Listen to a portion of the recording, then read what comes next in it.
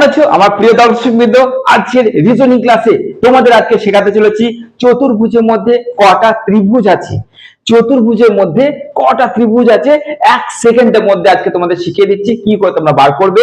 আগেই বলে দিচ্ছি চ্যানেলটিকে এক্ষুনি সাবস্ক্রাইব করো।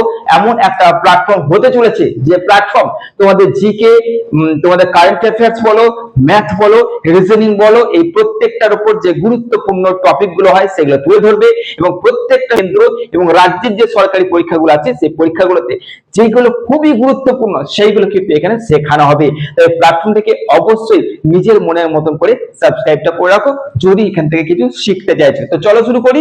আজকে স্নেহের দর্শকবৃন্দ, আমার স্নেহের আদরের ছাত্রছাত্রীদের নিয়ে কি শুরু করব যে একটা চতুর্ভুজের মধ্যে কটা ত্রিভুজ আছে 1 সেকেন্ডের মধ্যে আমরা কি করে খুঁজে বার করব। এবং এটা এমন একটা প্ল্যাটফর্ম যেখানে শুধু তোমাদের শেখানো হবে না, তোমাদের হোম টাস্ক দেওয়া হবে এবং তোমাদের অন স্ক্রিন এখানে কিছুটা টাস্ক দেব এবং তারপরে হোমওয়ার্ক দেব। তার মানে কি হচ্ছে, শুধু শিখিয়ে দিচ্ছে না, আমাদেরকে হোমওয়ার্কও দিচ্ছে এবং এখানেও একটা টাস্ক দিচ্ছে যেটা একটা চলো স্ক্রিনেও হয়ে গেল এবং বাড়িতেও হয়ে গেল।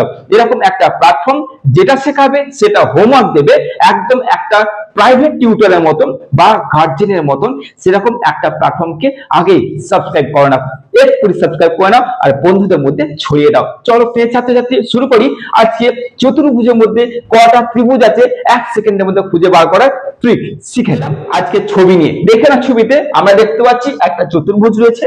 চতুর্ভুজের মধ্যে কিন্তু ত্রিভুজও রয়েছে, কিন্তু কটা ত্রিভুজ রয়েছে, কটা ত্রিভুজ রয়েছে। আর তোমাদের যখন এইগুলো পরীক্ষা করবে না, এমনই তোমাদের অপশন দেবে যে অপশনটা মনে হবে যে ব্যাস এটাই তো অ্যান্সার।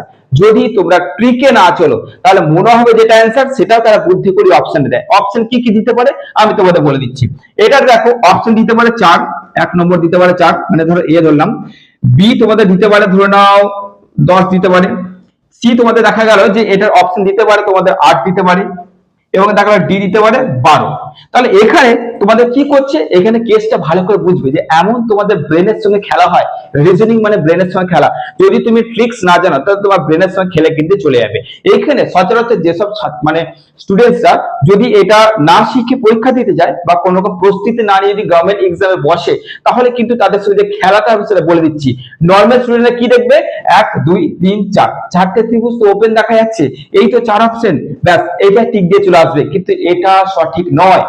আজকে বলে দিচ্ছি এটা ট্রিক্স ভালো করে দেখে নাও।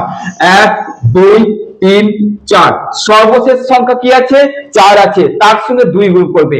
2 গুণ করলে কত হচ্ছে অ্যান্সার, 4 2 গুণে 8, তাহলে হয়ে গেল 4 into 2 = 8, মানে অ্যান্সার হচ্ছে তোমাদের সি।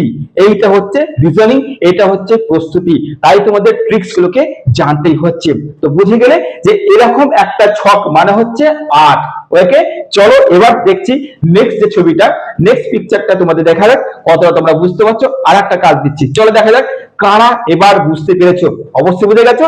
আমি কিন্তু একটা কাজ দিচ্ছি, দেখি কারা কারা বলতে পারছে। শুধু দেখবে কটা ঘর রয়েছে শেষ সংখ্যাটার সঙ্গে 2 গুণ করবে। ওকে, চলো দেখি। গুরুত্বপূর্ণ দ্বিতীয় চতুর্ভুজের মধ্যে ত্রিভুজ গোনার একটা ট্রিক কিছু নয়, একই ট্রিক, কিন্তু আবার বলছি যারা ট্রিকটা মানে রেডি করে যাবে না, ট্রিকটা না জেনেই পরীক্ষা দিতে যাবে, তারা কোথায় অ্যান্সার দেবে ভালো করে তোমরা দেখতে পাচ্ছ। 1 2 3 4 5 6 7 8, 8 কোথায় আছে, 8 কোথায় আছে, এই তো এইখানে তারা রাইট দেবে। বুঝতে পারছো তারা কত বড় ভুল করবে, কারণ তারা ওপেনলি দেখতে পাচ্ছে যে ত্রিভুজ এখানে রয়েছে 8টা। এটা সরকারি পরীক্ষা, তুমি জীবনমুখী একটা পরীক্ষা দিচ্ছ, অত সহজ নয়।